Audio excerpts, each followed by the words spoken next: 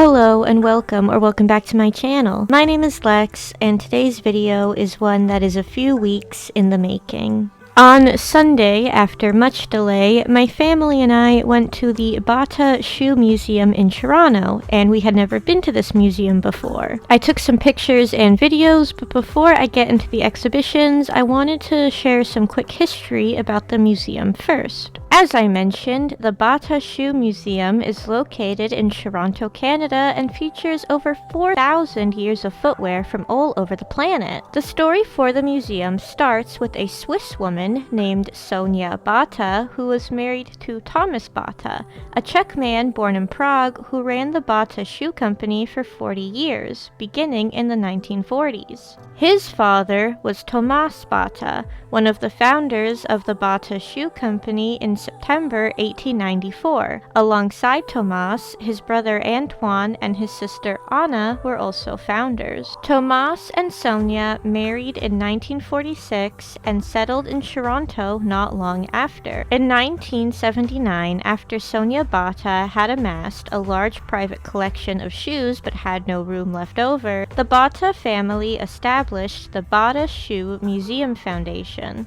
Over the next few years, over 14,000 shoes were collected for the museum, which opened on May 6, 1995 in downtown Toronto. I thought that the museum was very interesting. It was fascinating to see all these kinds of shoes. They had shoes from ancient Rome to the shoes of popes, poodles, they had glass slippers, and they even had Barbie and Polly Pocket shoes. Ironically, the Polly Pocket dolls that I remember as a little girl were not pocket-sized. Monster High and Ever After High dolls, also made by Mattel, had amazing shoes, so I'm curious why they weren't there either. There was also a haunting collection of shoes that belonged to Chinese women that had their feet bound, and these were small shoes to the point where it looked like they were made for a child rather than a grown woman to wear. Now for the rest of the video, I'm going to show some of the pictures and videos that I took while I was there at the exhibition, and if you see a pair of shoes that you really like or know more about, please let me know down in the comments.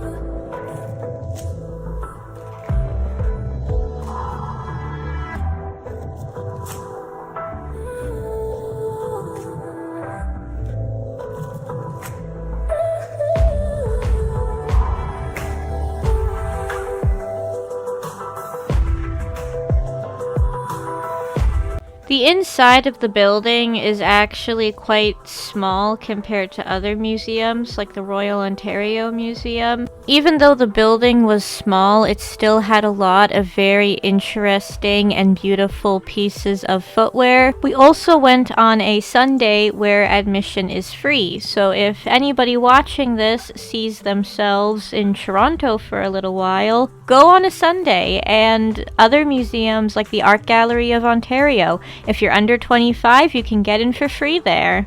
After the shoe museum, my family went to Chinatown where we got some amazing pork buns. Now, when it comes to pork, I am a huge fan of it. Doesn't matter if it's pork knuckle, pork bun, pork sausage, pork schnitzel, pork dumpling. If there's pork in it, I will eat it. It is my favorite kind of meat ever. Any hoodles, I hope you enjoyed this video of my family trip to the Bata Shoe Museum. I'm sorry that I haven't really been uploading much the last few days. School has been kicking me in the crumpet, so that's been my main focus the last little while, but I'm going to try and upload a little bit more often the next few weeks. If you enjoy this content and you want to see more, please subscribe to Sweet Histortea, a channel full of random facts, lots of sparkles, and tons more videos to come in the future.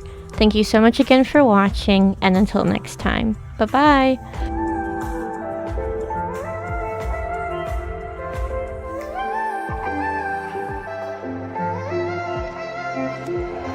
There's a part of myself I'm missing. Now I got a lot to